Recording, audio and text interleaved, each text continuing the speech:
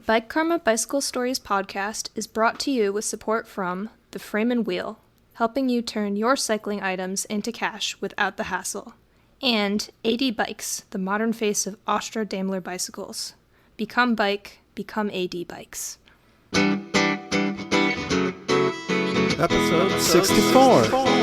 Hello and welcome to the Bike Karma Bicycle and Cycling Stories podcast. I'm your host, Tom Brown. The mission of the show is to bring people from all over the world together who like bicycles, whether it's wrenching, riding, or collecting, whether you're a novice or an expert, and we bring them together through sharing stories. If you've ever smiled about a bicycle, you're in the right place. We are grateful to have over 100,000 downloads in over 90 countries all over the world. We can neither confirm nor deny any listeners off planet. This episode is a little shorter, but it's a lot more timely than usual. Today we have Trevor and his amazing cat Sigrid, who have charmed the hell out of London by bicycle. We also look back to what many of us had as our first family mission, which was to get something from the grocery store. And then guess what Tarran and I found at a swap meet? You have a lot of bicycle podcasts you could listen to, and I really appreciate you coming along for the ride on mine. Let's roll out.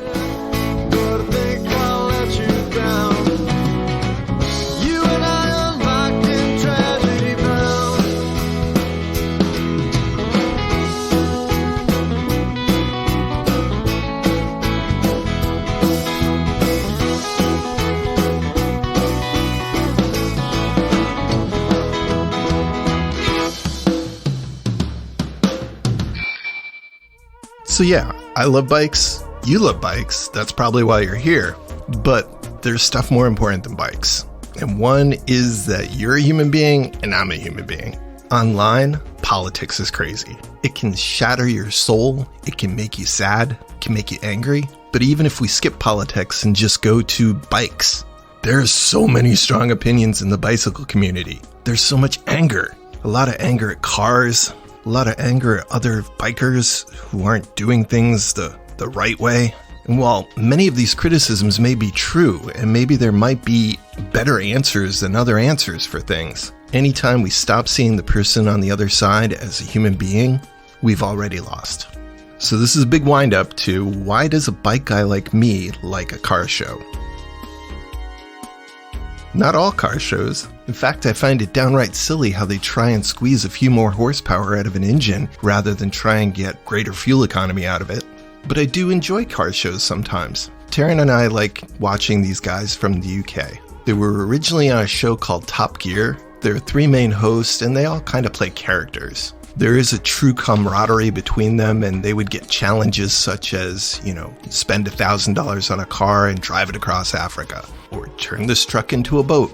Well, this show was really popular and long running in the UK, and then somebody punched somebody, literally, and it was canceled. Eventually the show was picked up by, I think, Amazon, but had to change the name, and they turned it into Grand Tour. And then there were a bunch of specials. Now, why am I talking about this on a bike podcast? Don't worry, there is a slight Venn diagram coming up. So Tarran and I love these adventure car shows with this guy. One of the hosts is Jeremy Clarkson. And a kind way of putting it is he sometimes plays the fool. He acts often with bravado and some tongue-in-cheek toxic masculinity. But if you watch enough of the show, you realize that underneath it might be a real human being who's kind of like playing this part. He started farming during COVID and graciously allowed them to emphasize everything that he was doing wrong in the show. So anyway, what's not to like about Jeremy Clarkson is he bashes cycling almost every chance he gets. Is it part of his persona? Is it part of just his ranting? They've put him on a bike on the show before and he smiles.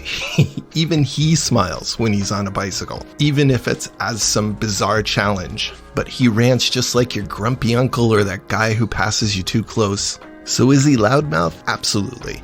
Is he sometimes acting like a tool? Absolutely. Does he complain about cyclists taking up the road? Yeah.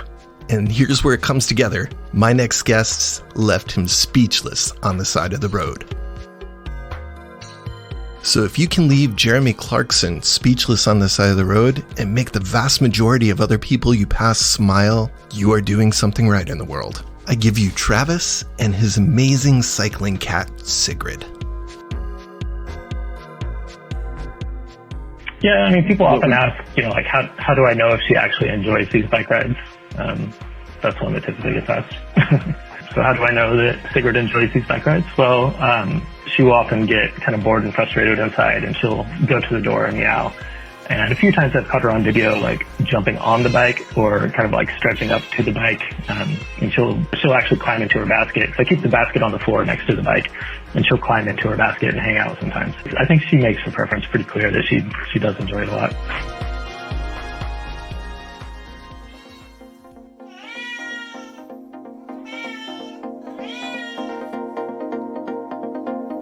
Well, hi, my name's Travis Nelson, and I ride my bike around a lot in London with my cat Sigrid. We basically just ride around and meet people and just try to make people happy and smile.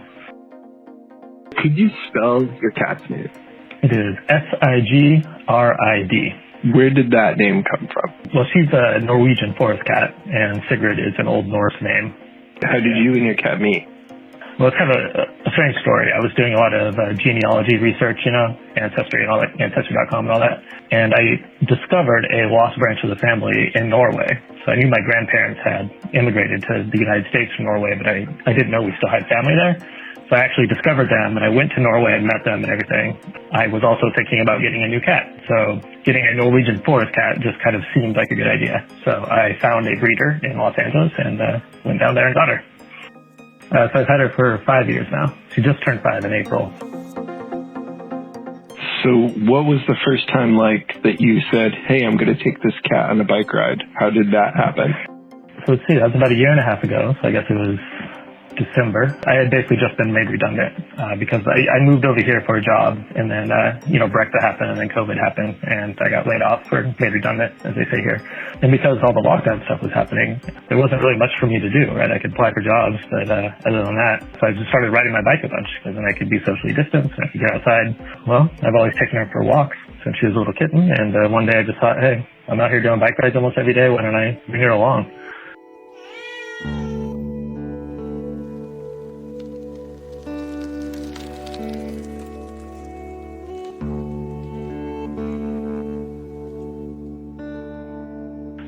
So I actually had I had a little chest carrier, like a baby Bjorn that I had used for her a few times to do like picnics and stuff. So I threw her on that and did a couple bike rides, and she just absolutely loved it. Like, she was completely fine with it from the get-go.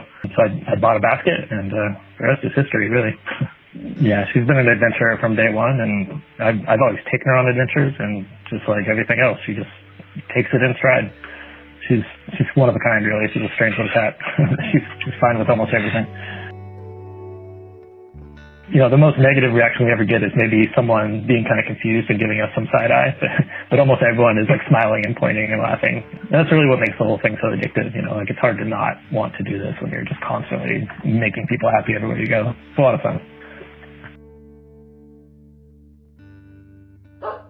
Well, the dogs, they seem to be mostly being different. I mean, sometimes they notice, sometimes they don't. They're generally pretty chill. But Sigrid absolutely hates dogs, and she hisses at pretty much every dog she sees. She will try to chase them and attack them. She's a dog hater for sure.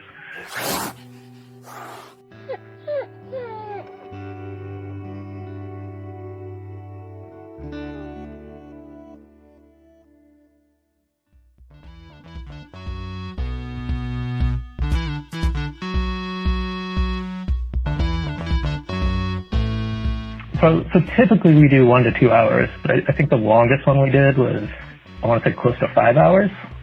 So she's generally pretty good. She can take long rides. A couple of the longer rides, she's actually taken little naps in the basket, but typically she's too nosy to do that. She always wants to see what's going on. I've been trying to do longer rides because I do want to do bike packing with her sometimes. I have taken her camping, by car, and she loved it. So I do want to kind of build a bike packing bike and maybe do a little tour with her. But that's probably down the road. So what was the scariest moment biking with Sigrid? To be honest, it was actually not on the bike. We had stopped in a park so that I could let her walk a little bit, and she chased after a dog and then got out of her harness. So she was running after that dog like a lightning bolt, and I had to run after her and grab her and just pray that the dog wasn't hurt. That was pretty scary because she could have easily hurt that dog, or the dog could have hurt her. So now we use better harnesses, and I'm a lot more cautious when dogs are around. So she's quite the badass. She is. She is a little thug. What is the weirdest thing that's happened while biking with Sigrid? That's a good question. I bring this one out often because I think it's funny. Is one time we passed Jeremy Clarkson on the sidewalk, the host of Top Gear and the Grand Tour, if you're familiar with him. Yeah, so he's super into cars, and he's spoken out against cycling like quite often. And we just kind of passed him on the sidewalk, and he saw us and then gave us like, the most disturbed look as we rode away. And I kind of caught that on camera and got a good photo of that. I think that was kind of a funny celebrity sighting, a little unusual. We love his Top Gear show, but we hate his attitude towards bikes. Yeah, he's a funny guy. I mean, you have to recognize, of course, a lot of it's a character, and he's known to ride bikes when he's on vacation and stuff. But he plays an idiot, and he does it well. I'll put it that way. I would love to see that picture. I'll have to check that out later. Is that on your Instagram? It is, yeah. I'll send it to you. I will show my son that because we've spent hours and hours and hours watching Grand Tour and Top Gear and all that.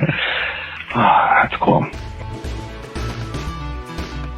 So do I notice that Sigrid has any preferences while cycling? Well, she definitely prefers sunny weather. And I know this because she gets very excited when the weather's nice. She'll go to the windows and meow, and she'll go to the door and meow and stuff like that. So she prefers to be out in sunny weather. As far as routes and stuff, it really depends. She hates stopping. She always wants to be moving. And quite often she'll kind of like meow at me when we stop at stoplights and stuff.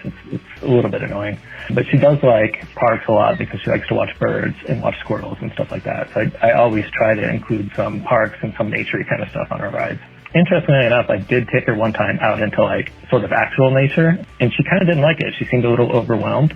So I think her overall preference is city parks because they're kind of clean and tidy, and then she can watch for birds and squirrels. I think that's her overall favorite.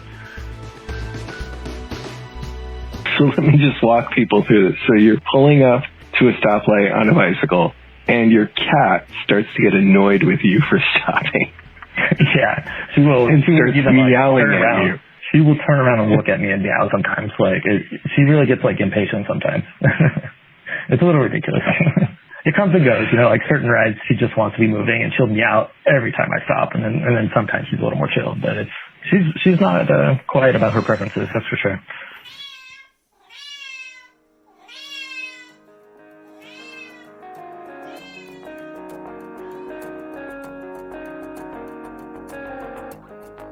Does Sigrid have her own Strava profile? She does. She does have her own Strava profile, and I think she's got 5 times more followers than I do.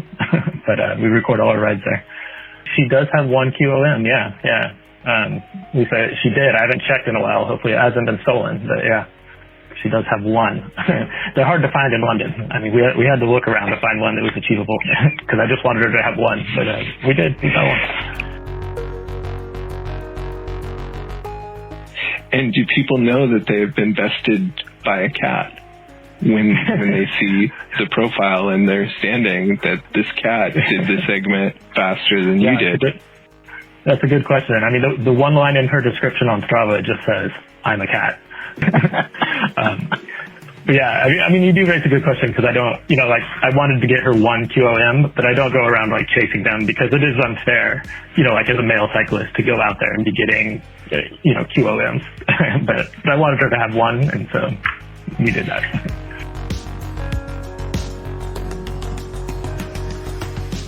What do you think her reaction would be if she started seeing cats and riders more frequently?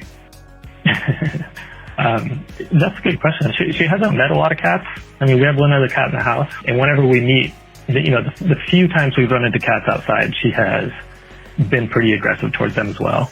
Not as much as towards dogs. She has a strong curiosity that she, again, she's a thug, so she does hiss at them and stuff. So yeah, I'm not sure. She has this curiosity, she doesn't understand other cats and she wants to know more or something. So kind of hit or miss. I have to be pretty cautious with her around cats, but I'm very curious.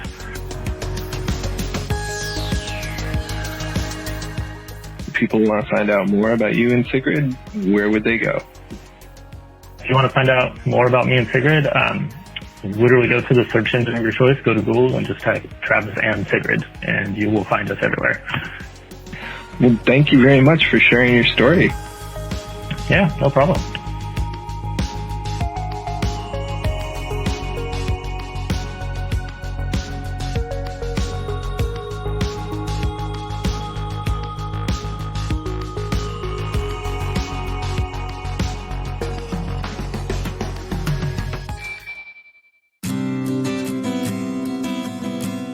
Now it's time for the mid-roll gratitudes. Just a simple way of acknowledging and thanking folks for helping with the show. Just want to give a shout out to my 4 newest Patreons, Eric Beller, Stuart Marshall, Joe P., and Bill Smith. They help to support the show by just giving a little bit each month on Patreon. If you'd like to check that out, you can go to my Patreon page. Just go to Patreon and search up Bike Karma. It could be as little as $1 a month, and you can stop at any time. So thank you very much for everybody who's helping me out there. Following on anywhere that you listen is extremely helpful to the show. It helps us to raise in the search engines. Any following or sharing or likes or positive reviews are greatly appreciated. But for following on Podbean, thank you to Barrett Gupta. Thank you very much. Then YM Quiz. Thank you for following. Craig Wilson, thank you for following and having an easy to pronounce name. And then we've got Nifkipspruner2. Thank you very much. Thank you for all the folks in our responsible sticker army. If you want, just let me know and I will send you some free stickers that you can responsibly place around the world. It is an organic and honest way to help spread the word about the show. You can DM me on any social media, or you could just send me an email at bikekarmaguy@gmail.com.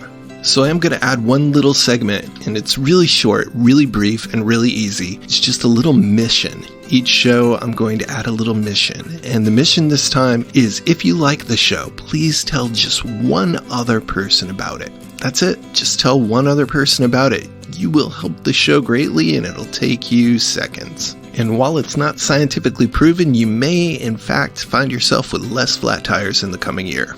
I don't know. It's a rumor. I don't know where it started.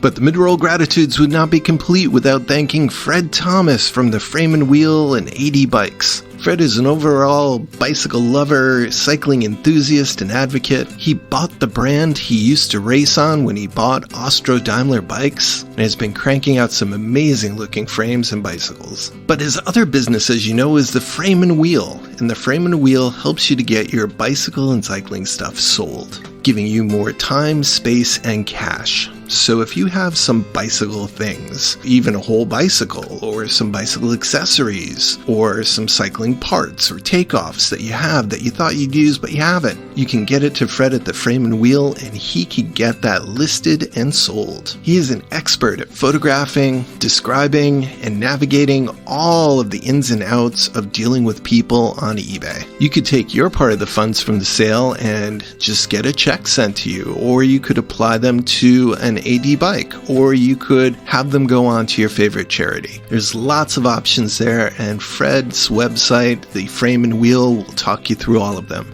If you were going to do it yourself, you already would have, so why not give Fred a try at the Frame and Wheel? You can do like I do and favorite his store on eBay, so you're the first one to see what new stuff comes in. Now back to the show.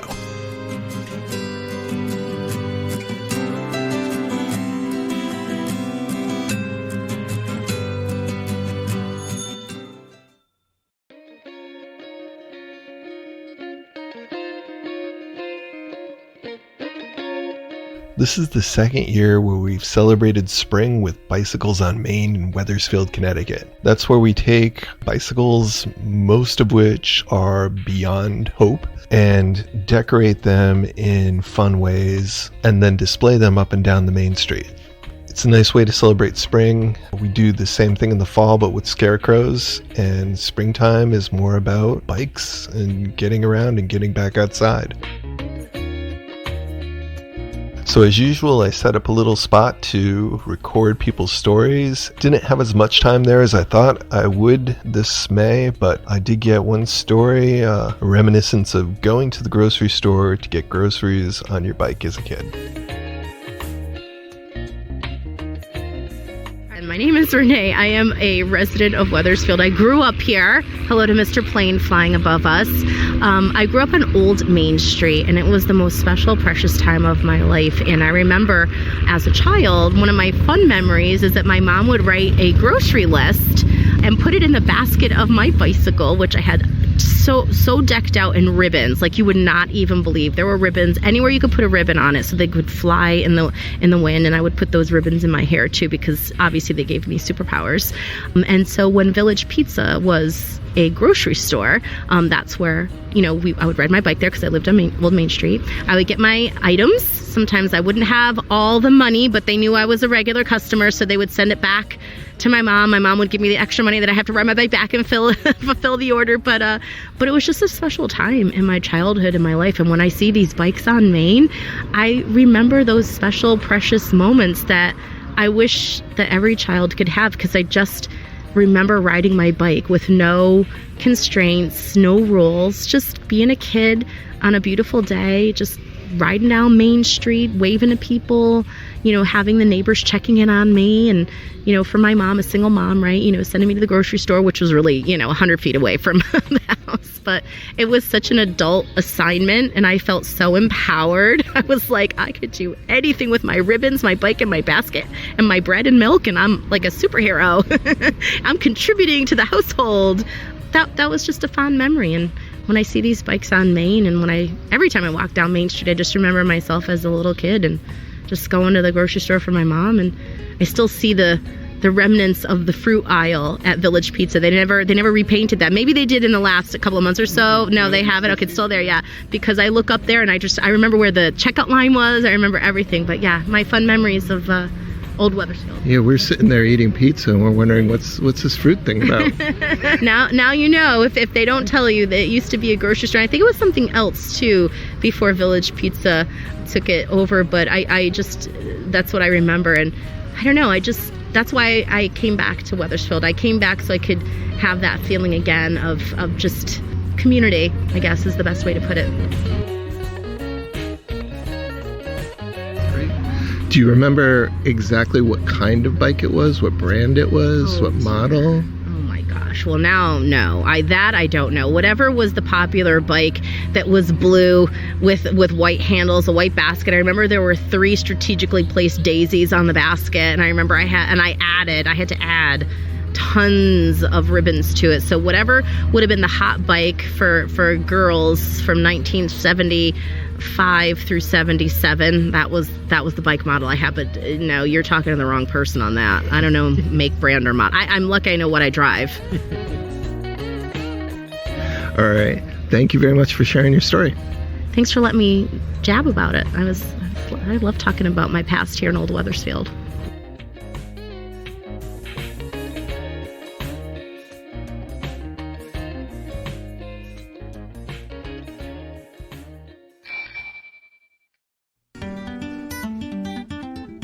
Now it's time to remind all the listeners to do an ABC quick check every time before you ride your bike. It only takes seconds and it could save your life. For A, check the air. Just squeeze the tires on the side mostly. See if you've got enough pressure to make a safe journey. B is for brakes. Make sure that you can't push the handles all the way down to the handlebars. Make sure that your brake shoes are not hitting the tire. Things get bumped around when you move your bikes, and you gotta just check them over really quick. For those of you with disc brakes, just take an overall look at your brakes and see if they look like they're gonna be able to do their job. C is for chain and the chain line. Check basically what drives your bike. Sometimes chains break. They also stretch. But even worse, there's some things that could snap or break while you're riding. So just do an overall quick little check. You don't have to be an expert, just see if there's anything that looks broken or not quite right. Quick stands for quick release, which is the dominant way right now where a lot of wheels stay on the bicycle. Make sure they're closed, make sure they didn't get unfolded, but there's also bolts that hold wheels onto bicycles, and of course there's now the new standard, which is through axles. So whatever's holding the wheels on your bike, just check and make sure that they're actually attached correctly. Quick also stands for doing a quick overall check of your bike. Pick it up about 6 inches off the ground and just let it drop gently, and see if anything comes off of it or if it makes a weird noise. Just doing this overall quick check before you go for a ride is going to help you to spot huge problems that it's a lot better to spot them then than it is to spot them as you're going down a giant hill. So every time before you ride, please do an ABC quick check.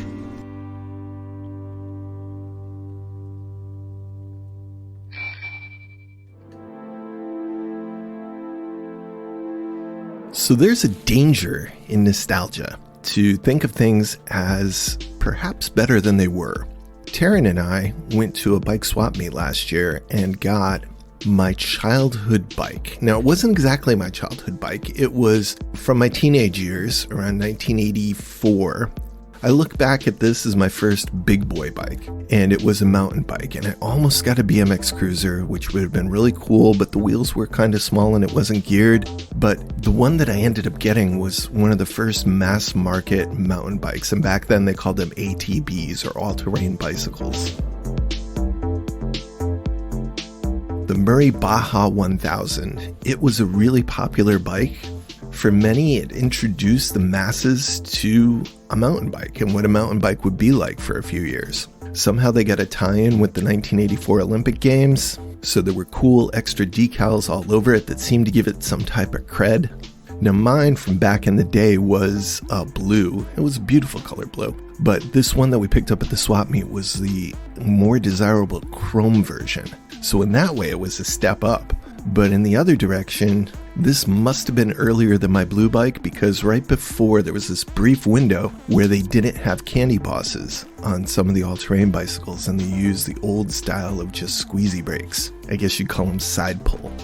So a lot of it was like my original bicycle, and a lot of it was different. The weird part is I paid probably the same price that I paid for it new, maybe a little bit less, but it was definitely rideable. So here's the guy telling the story about how he had raced it just a little bit before we had bought it. Yeah, this is Derek Riggs. I'm an independent sales rep in New England. I rep Pivot and KHS. And I just sold my Murray Baja to this young man. And the bike was most recently used at a enduro race in Barrie, Vermont at the quarries, at the trails there. They had a clunker class, so I took the bike with me. I rode my regular enduro bike and this bike in different categories, and we all survived. So there you go. The bike's in good shape, and away it goes. Yeah, it's a survivor. It's a Murray Baja, which is one of the first mass market low-end mountain bikes. Murray Baja 1000. Yeah. You got to throw the 1000. Got to throw the 1000. There you go. So I hope you guys enjoy it. Do you know anything about the history of the bike? Not that particular bike. No, I don't know who had it before me, but it's in good shape for what it is, and it's, well, what is it now? 35 years old? Yeah. 37 years old. So it's pretty amazing that it's in one piece and very original. So what was it like? Was it downhill? So it was an enduro race down like a logging road type of situation with a couple of little single track offshoots. So you're on top of this run, and you're on a really old Murray department store, a good department store, but a Murray department store, high-end, low-end bike.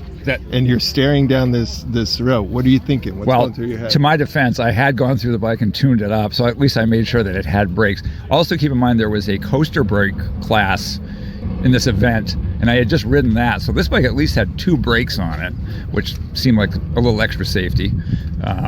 But it actually, it's very slack and very long, so it's not a real quick bike, so it felt pretty stable. It wasn't that big a deal. Cool. Well, we will enjoy it. Thank you very much. Thank you. Have fun. Thanks.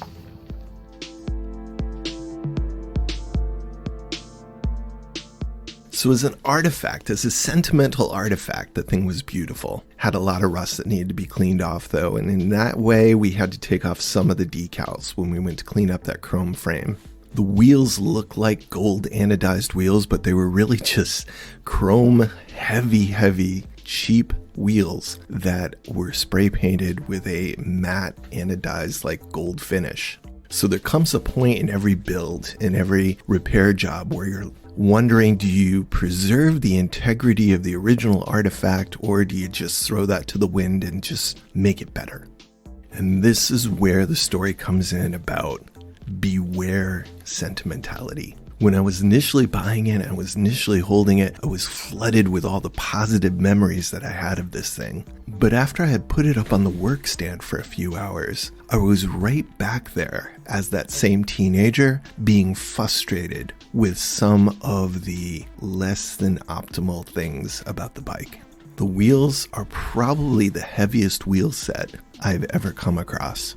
Many of the spokes, which are supposed to be tight and, symmetrical, were flaccid, and there was a lot of movement in the rim. And this wasn't just because it needed a good truing, it's because the spokes were thinner than modern spokes are.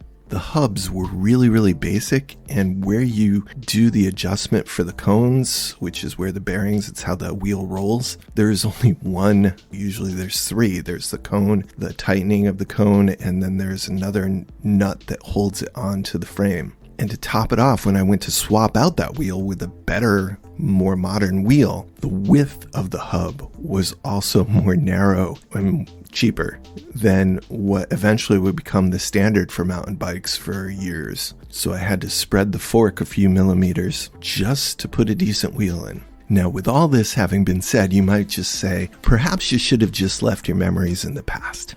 But at the end of the day, what I got was the bike that I wish I had. We built it up as a big BMX all-terrain bicycle style cruiser. I turned it into a single speed, put some wide cruisy colored tires onto it, put the pair of blue triple trap pedals, which I thought were original and they're probably repumps. And seriously, I think this is the only bike that I've had in the last 10 years that these actually look really good on. And so together, my son and I turned this into the bike that I wish I could go back in time and have given to myself. It's not too far a stretch from where it was. In fact, if I had the know-how, I could have done all this myself back then. But I'm not hung up on that part. The money shot for me is that I'm able to actually look at a bike and really feel inside that I made it better, that I made it what it should have been. And that feels damn good. It doesn't happen a lot. It's like taking an old family recipe and making it better in a way that's so good that everybody from then on out does it your way, which includes the family way, and then your special editions, and you become a part of that narrative. So there's a ton of these old mountain bikes, and especially ATBs around, and most people look at them with perceived obsolescence. I mean, sure, they could be garbage, but there's a bunch of us who've reimagined how they can live on. Not only live on, but be relevant, be desirable. So if you see an old 80s or 90s mountain bike or ATB, there's a few paths you could take. One, turn it into a commuter bike. They're bulletproof commuters, and if you build it up right, it will be one of the most comfortable things you've ever ridden. The second is to turn it into an econo gravel grinder. Pop some drop bars on it, and you could turn it into an all-road beast. Finally, another option is to just strip it all the way down, clean it up, build it back up as a single-speed BMX-style cruiser, like a poor man's SE bike. Those PK rippers and big rippers and all that stuff that's so popular right now. There are so many splatter paint frames out there just looking for someone to show them some love and build them back up. So that's all great, Tom, but what's the story? The story is, for this bike that was built in 1983 as a department store all-terrain mountain bicycle, it became, we don't know. For the first 10 years of its life, no clue. Probably ridden by some kid, probably gently. Then it got raced by this guy that I met at the swap meet. Like legit racing with a bunch of other bikes from the same vintage and with similar clunkiness. From there, it gets to me, and I trick it out with Tarran, and we make it into a rat rod BMX cruiser style bike. And it's not over. This bike has just about equal prospects of living as long, if not longer, than me. Not bad for an old school built in the USA department store bike from 1983. And all I had to do was to get over my fear of doing a makeover on my memories of this bike. Do you have a story about a bike from your past? Perhaps bringing it into your future? If so, email me at bikekarmaguy@gmail.com. Love to have your story on the show.